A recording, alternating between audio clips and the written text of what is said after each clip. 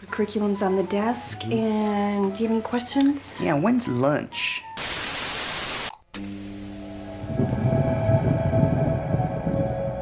The portrayal of teachers in film generally falls into four distinct categories. The downtrodden individual who failed at life and is scraping together a meagre living with teaching's notoriously low wages. These cookies suck. Resting precariously above rock bottom, this archetype usually presents at the beginning of a character's story arc. But anyway, I just decided to give up on myself and become a teacher because those that can't do, teach. The martyr or Christ figure, reviled and persecuted by those in power, and an inspiration to his pupils due to his rebellious, nonconformist teaching methods. Break your neck like a toothpick. The drill sergeant or disciplinarian, instilling fear in students via daily torment and torture. No McFly ever amounted to anything in the history of Hill Valley. The reluctant teacher, who, despite lacking appropriate qualifications and doing everything in their power to avoid actually teaching, builds relationships with their students and inevitably discovers teaching is their one true calling. From a 48 to a 75! Yeah! I'm back on the team! Yeah! According to films starring a reluctant teacher, codes of conduct and school regulations are shackles designed to keep students subdued and powerless. I'll be good, I swear! The best teachers are the ones who have no formal training, have never had any desire to teach, and in many cases have little respect for the system, their peers, and the students themselves. Ned has the most important job there is. Temping? Conversely, qualified teachers who follow the rules are terrible at their job, lacking the passion or creativity required to truly be a positive force in students' lives. We were just discussing testing. Which test do you find most effective, the TAS or the Wilson-Binet? They are frequently represented as either officious, ineffectual, or both. Bueller. One of the common factors of films starring reluctant teachers is that, although the protagonist eventually grows to love teaching, they're generally not particularly good at it. Shoot, wow! You in this class too? I'm teaching it. No! Richard Linklater's 2003 film School of Rock is a prime example of the reluctant teacher stereotype, yet differs in this one key element. Dewey Finn's pedagogy is exemplary.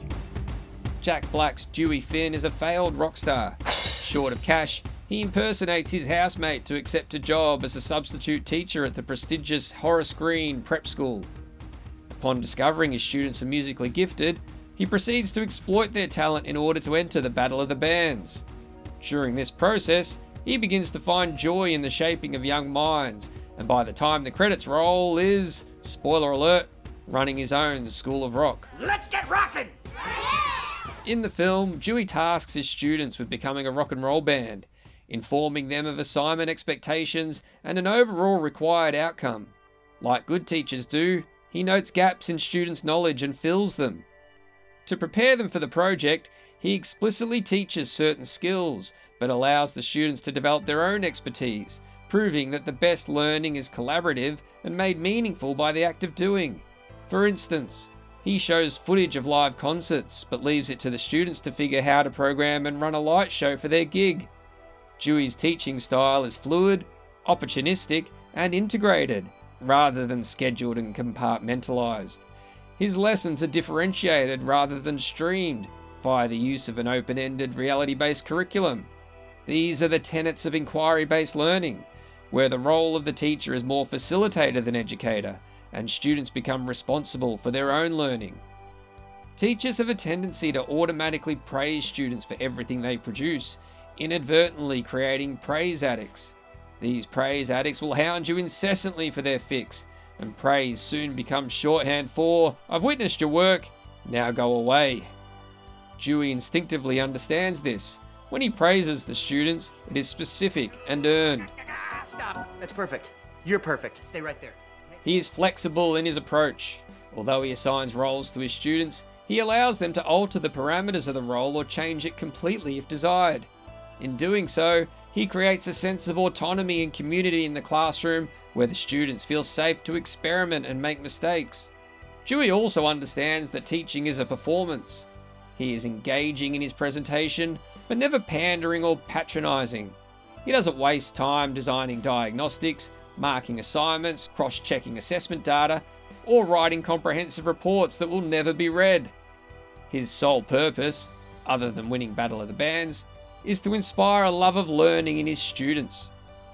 School of Rock may perpetuate the reluctant teacher stereotype, but in doing so, gives us a glimpse as to what the 21st century classroom should look like. Thanks for watching. Grazie. Grazie.